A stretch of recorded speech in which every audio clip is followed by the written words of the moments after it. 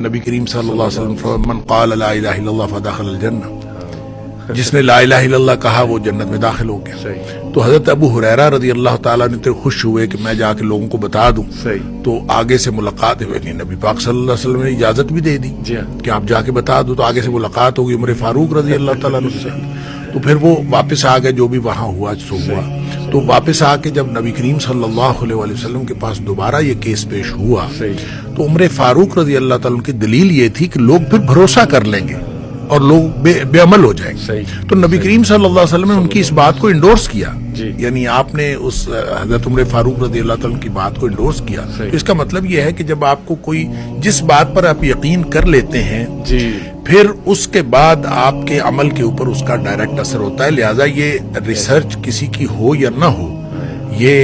بات درست ہے کہ انسان کے عقیدے کا، انسان کے فکر کا، انسان کے